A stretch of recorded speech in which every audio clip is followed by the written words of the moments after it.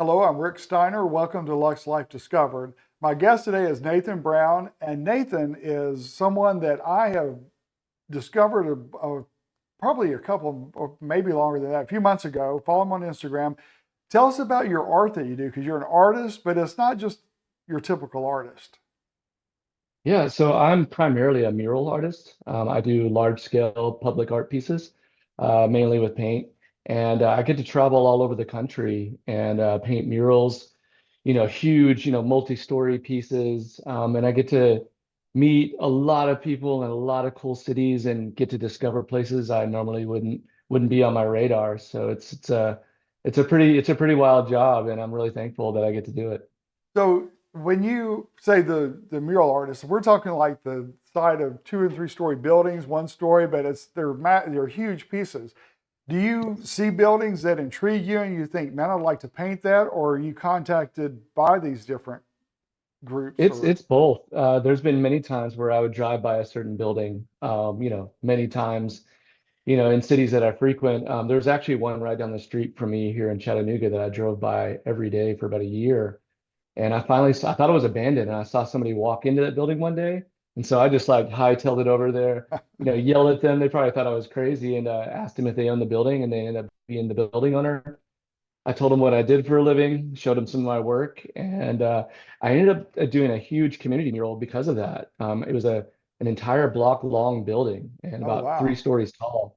So I rarely get to get those, but like it's really nice when I get to do like a community piece, that was sponsored by paint companies, and I got the whole community together to transform a building that was basically decrepit. Yeah. But yeah, so I definitely approach people that own buildings because the shape of the building or the location. But most of the time, everybody from developers, architects, interior and exterior decorators all reach out to me when they have like a new development or want to refresh a space. And I do a lot of interior pieces, a lot of interior murals, but primarily large scale, multi-story or just super long murals covering Yeah. whole buildings. Okay, so from someone who's not an artist and does not have that talent, how do you look at a project like that and even to me that would be like total like just deer in the headlight look. It's like, you want me to do what? But how do you get that Yeah. vision because of all the different, the windows, the whole design of the building and stuff? So how does that, Yeah.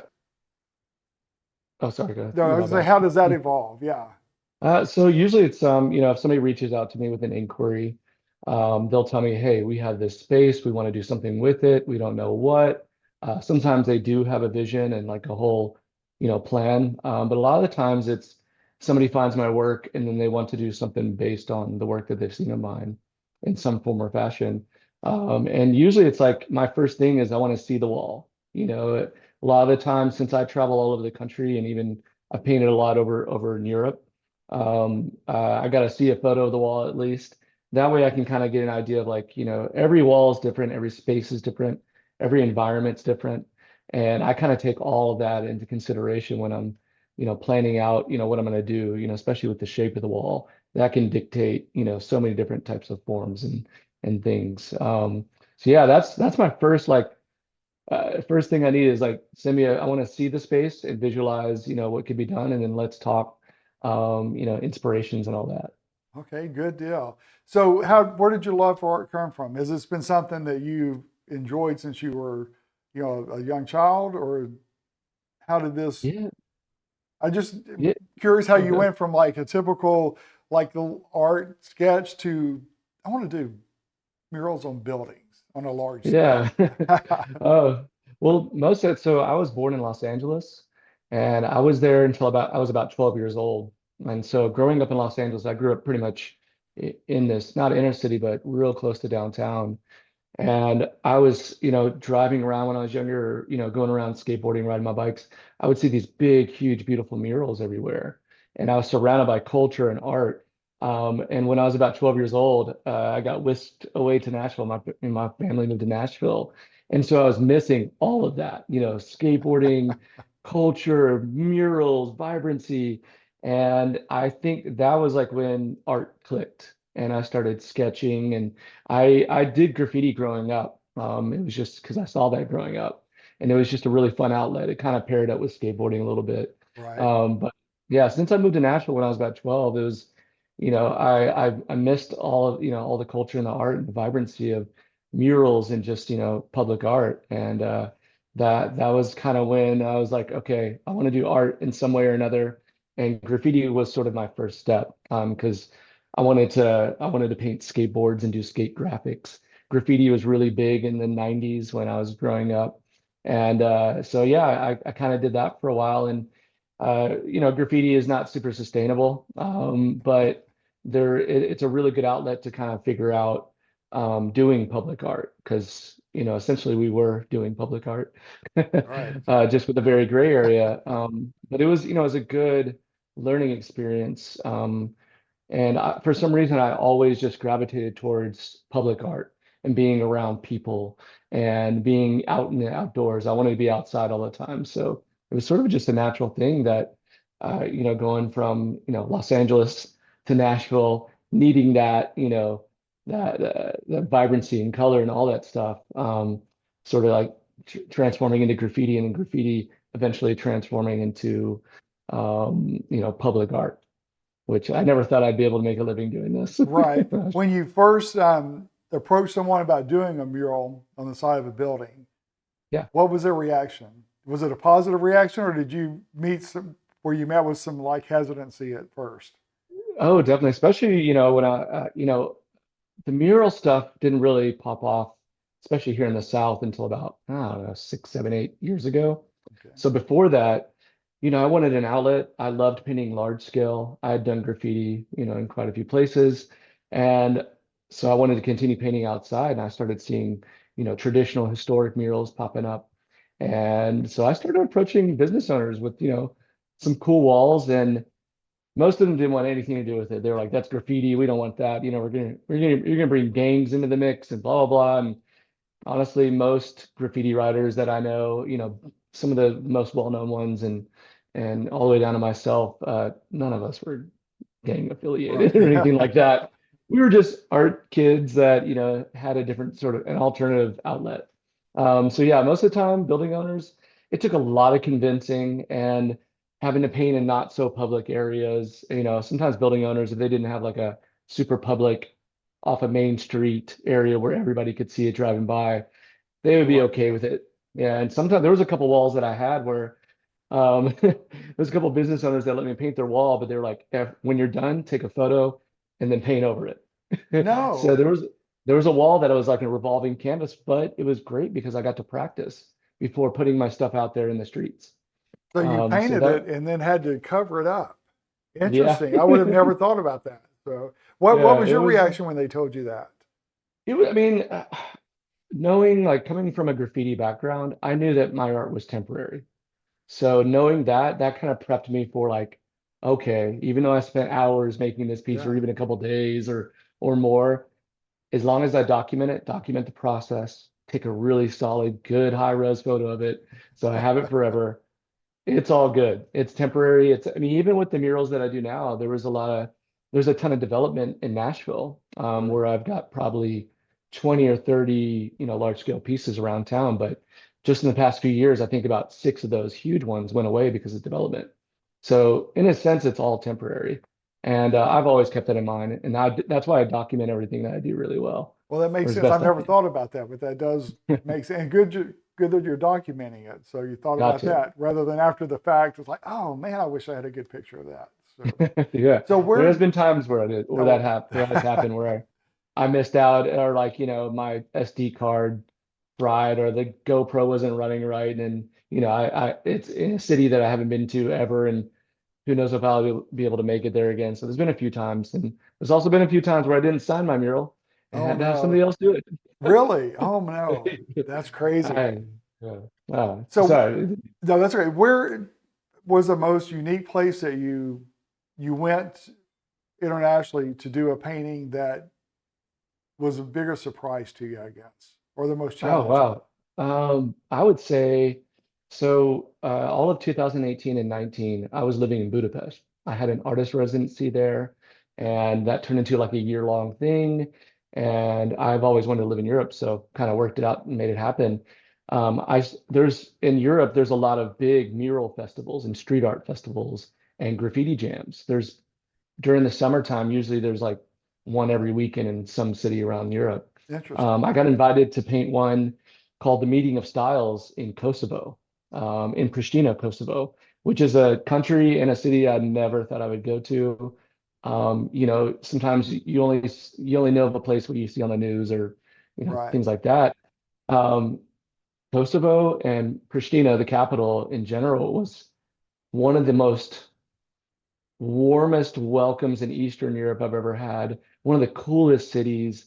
The food, the culture, just the city funded about 100 artists from all over the world to come into the city and take over entire city blocks. So we were painting like Wow. mile-long murals with 100 other artists taking over whole parts of town, making like a massive walking gallery. And I thought that was one of the coolest things the city's ever done. I mean, I know there's other cities that have done that for years, but I think this city and Kosovo in general, one of its first few times, doing an initiative like this. And I thought that was amazing that the city, funded it. And I don't know if that was from like private donations or I don't think it was from taxes, but it was from a lot of donations and Right. some private funding. But that was probably one of the most surprising, coolest, warmest places. I mean, the people, the culture. We have a lot of American ties there because of NATO stuff, and everybody speaks great English, which helps a lot for an American like me that only knows one language for the most part. That was literally one of the best experiences that I've ever had. That was in 2019, in July of 2019, and I still talk to a lot of those people that I met, that week that we were painting, to this day, like weekly. So it Wow. was a very enriching experience, and I would go back in a heartbeat. So the 12-year-old little boy that moved to Nashville never thought saw that coming. Not at all, not one bit, not one bit. So what No, was I've it? had a few careers before this, so Okay. I'm very thankful to be doing this. Well, yeah, it's exciting. So your time in Budapest, what Yes. what was that like? It was, I mean, moving to a country where I, don't really know anybody. I only knew maybe two people because of my art residency, but I had just recently met them. So moving to a country, not knowing the language, it's a really tough, slightly impossible language to learn. Phonetically, it's just so different to English that I was able to get around okay, but to really learn it, it probably would have taken a decade. Yeah. It was terrifying, amazing. The city is incredible architecture wise. It's beautiful. It's Europe. You walk everywhere. I skateboarded and rode my bike and walked, more than I ever have in my entire life. I walked around about 5 miles a day, 5 miles a day for no reason, just to, Say doing good. normal things. So, living in like a village mentality, center of a city, I would do that all over again too. It's incredible just to like walk out your door and the entire world is there. And being able to travel to like different parts of Europe in like an hour, 2 hours, Right. whether it was like popping on a plane for, $30, $40 or just jumping on a train. I remember meeting up with friends for an afternoon in Austria and Vienna. That's It was absolutely, I recommend anybody that's ever thought about moving abroad or studying abroad or just doing it. I met, whole families from America that moved to Budapest just to try it out, just to see and like give their, young kids an experience and in culture and learn a new language. Uh, eh, interesting. I Yeah. I loved it. I miss it, and it was I definitely learned a lot because the arts in Europe and especially Budapest and all around that part of Europe are ingrained into people's curriculum from day one. So I felt like I had a lot to learn, and I felt like I soaked in a lot. Met with a lot of artists that had a lot to offer. It was a nice education for sure. What a wild experience. That's awesome.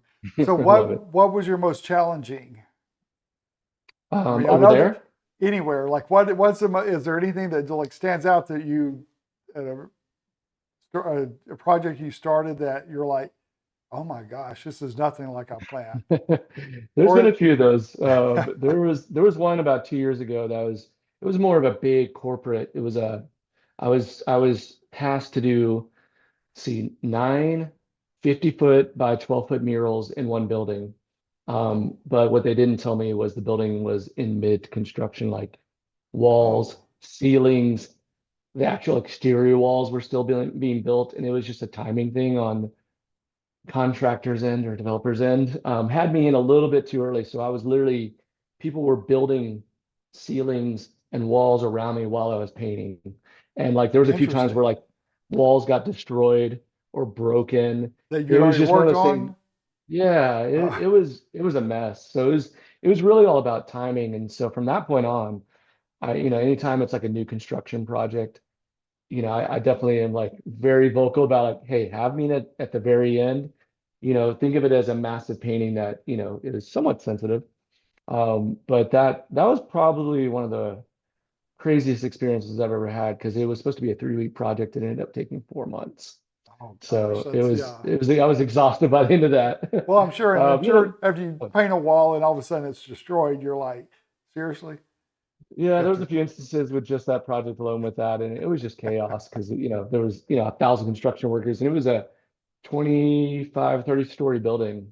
So it was just utter chaos. And there's always things like, especially doing that was an interior project, but most of my stuff is outdoor, and I've had to deal with like tornado warnings and hail and rain and being way up in a boom lift, and I was painting a 7-story mural in Burbank, California, this past September and I was like right basically in a canyon, right next to the Sierra Nevadas and whatever mountain range is right in Burbank. And those winds got howling, towards the evening and being 7 stories up in a boom lift, you're just swaying like this. oh And gosh. that was pretty terrifying. And I was hoping the ground was, very stable and my boom lift was very stable. So there's weather being outside, you never know, you can't control it. So it's all of my projects when it's, public art, it's weather, TBD. That's Hopefully true. I Yeah. got always, pray for good weather and sometimes there's a lot of characters. I've had people throw stuff I at was going to me. ask you about Yeah, that. Yeah. I've had people yell horrible things at me, but most of the time, 99% of the time, it's like people are just curious about what I'm doing, especially when I'm painting a huge building. And actually that building in Burbank, I had a really cool visitor. I saw them driving by, and I saw this crazy old car, probably from like the early 1900s, drive by multiple times in one day. And finally, this guy yells out of it, and asked what I was doing, and I told him, and I looked down, and it was Jay Leno. Really Yeah, interesting. so. Yeah. Yeah. I've got to meet some really cool people and some really wild characters, and yeah, I mean, you just never know. Every job is different. Oh, I'm sure. Yeah. So, like when you decide your project then or the building, how do you select the paint, the design, all of that goes into it? I know a lot of it has to do with if the client has a vision, but if they don't Yeah. have a particular vision, how do you determine what you want to do? Well, I normally go through, I try to get as much info out of them as possible. Like especially if it's like a corporation or something like that, I usually want to make sure that I, follow their brand protocol, their color palettes and things like that. But I mean, a lot of time I get to primarily do like my own work, which is primarily geometric gradient shapes and colors basically Yeah. that are, some of it looks like very landscapey and a lot of geometric gradient depth in 3D. I primarily get to do that. And if I get to do my own thing, if it's pretty much like, hey, we want your work, stick to these color palettes and a lot of the time I get, just a very small amount of direction. And then I get like a lot of freedom, which is like the best. I'll do my best work. The more freedom Right. I have, the better the piece. Yeah. I swear by it. Yeah, I mean, that's great because then it's like I kind of take, the shape of the building, whether it's like a crazy brick wall or very smooth wall, kind of like the environment and the building itself sort of dictate like what I'm going to do. And everyone's different. So, I try to like, utilize letting the wall talk to me basically Yeah. and kind of like guiding me on what to do. And that's, I mean, when I have a lot of freedom, that's kind of like my process with that is like, what I start with like one shape and then I just kind of build on that. And I usually don't know what's going to happen until I start working. Really A lot, interesting. yeah, Yeah. a lot of the time I'll have like some sort of a mock-up idea, and that's kind of like my caveat is that this is 80% of what it's going to be. It's basically going to be this. But once I start painting, I'm going to move things around. I'm going to change colors and kind of like it's like a kind of a freestyle. Yeah. Well, like you But said, it's allowing what, the creativity to take over and the building speak to you and yeah, display what's, yeah, that makes sense. Yeah. it's pretty fun. And if I do have like say there's a client that has a full vision, like I want cars and skyscrapers or whatever and palm trees, and then but I can do it in my style. There's that, and then it's like, okay, well, let me figure out how to do my take on that.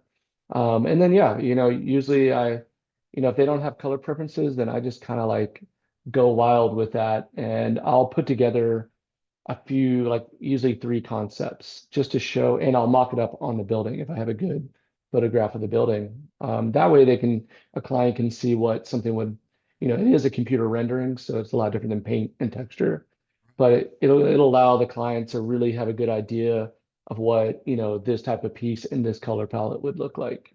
And that's really fun. I love mocking stuff up on the wall because it really sometimes a really good design, just by itself doesn't look great on a building, depending on the environment and the shape of the building, all that kind of Sure. stuff. Well, Um, we're fortunate after you've been all over the world and all over the US doing your painting. We're local or lucky enough to have one fairly close to us in Defuniak Springs that you did. yeah, How did that yeah. one come about? And so client actually is a developer that reached out to me, Okay. just send me an email. I think it might have been a referral, but it wasn't really clear. Found my work, pulled a few things. And so my first email from them was like, hey, I like this work and this work and this work. What can you do that has to do with Defuniak Springs, Florida? The beaches, yes, but the interior of Florida, the Everglades, all those things, the animals, the plants, flora, the fauna. And it was a style that I kind of used to do when I was a graffiti writer. It was very like illustrative, and compared to like my real rigid geometric gradient type work. Mhm. And I guess they saw that on my website and my portfolio site, and they wanted that style. So I got to dive in, and I probably did about 20 different concepts and mock-ups until we like nailed it. And it was actually like a mix of like the client saying, oh, I don't know if I like that. And I was like, you know what? I actually don't like that. And we kind of whittled it down from like, 20 to, five, and then those five down to one. And Wow. that was my first time in Defuniak. I'd been to 30A and Rosemary Beach and all over Florida. Miami, I spent a ton of time in Miami, and but that was my first time in Defuniak. And man, I mean the wall. When he sent me a photo of the wall, I was in. I was like a Oh, big, really? So beautiful just, white yeah, wall, yeah. in a historic, downtown. And then when I started researching the Puniac, I was like, wow, what is this lake in the middle of it? Just there was a lot of intriguing things and a lot of cool history that drew me to it. And I try to incorporate, some of that, but this was, meant to be just a really beautiful piece that had a lot of parts of like the bigger Florida, Right. and not just specifically to Puniac, because I think there were a few like historical murals and which are needed. I hope every town paints a historical mural that kind of like, tells like a full story. This one kind of tells a story, but it is more of the story of Florida, the vision of the client, and some, some really cool like there's a swirling element to it, and I wanted to like, that shape was of the perfectly round lake in the middle of the city. And Yeah. so there's like little hidden things and little, minute details, that little Easter eggs in there, That's neat. that, I hope people find. And it seems like people have been, I've seen a lot of photos taken in front of it. So it's really cool to see people interact with it. It makes me happy. And I'm glad that, people seem to like it. And you did sign that wall. I, yes. Okay, just making sure now. Okay. I You need to want go to look. go You're gonna right make me go look. now? Yeah, you're gonna make me go look now. Okay. Uh, but that was super. It was a crazy. It was like middle of July, so like I remember just Oh, being hot. Yeah. insanely hot. It was raining every day, so it was like an hour break of just pouring down rain midday and then just steam. Yeah. Oh, So yeah. it was that Welcome to was Florida. Yeah. yeah. I think I drank like 2 gallons of water a day, and it was fun. I mean, I met so many cool people. Everybody was lovely, and there was a lot of people that came out just to see what I was doing. And since it was only like a two-story wall, I was able to connect with everybody a Yeah. little bit easier than if I'm way up. And and Sure. stuck up, 6 stories up. So it was really cool. I got to meet, I mean, I was there for July 4th, so I got to hang out during the July 4th parade Oh and yeah, and got to small meet, towns do a great job with their it was 4th of July wonderful. celebrations. Yeah. It was so much fun. And it was funny, like this tends to happen in a lot of cities that I visit, but I've never been to Defuniak before. And there's this guy that came riding up on a bike and we started chatting, and he was in the music industry. He was a songwriter. I think he's pretty well known. And my mom was in the music industry in Nashville, and he had worked with my mom before. Oh really? And I thought that, I mean, it's just like, small world type Yeah. stuff, Oh yeah. You and never that's the know. other, That's true. never know. And that's the beauty of like being able to travel and do public work, because you never know who you're going to meet, and like how many, like, how far separated, how closely, together, people, friends or extended friends know each other. It's been pretty amazing to encounter a lot of that kind of stuff. That's true. Yeah. Okay, Nathan. I've Yes. this has been fun. I mean, I can't believe the time was already gone. We're going to put your Oh, information yeah. on the screen. Okay. Let people know how to reach you if they want to talk to you about your work, painting some great mural for them or project. Cool. So, Yeah. My site's right there at the okay. bottom underneath my face. You can catch me on Instagram, and then there's my website with my portfolio of everything I've done all over the world. So Okay. hit Awesome. me up Well, I and tell you check it what, out. I'm glad you replied to my message on Instagram because I'm sure you get a lot of messages. So I appreciate you doing that. And I have Thank really you enjoyed talking with you. I can't wait to very much. do more research and to watch you do even greater things. Well, thank you so much, and So, thank you for your time, and thanks for inviting me. This was really fun. oh, you're welcome. All right. And that concludes our episode of Lux Life Discovered. So thanks so much for joining us today.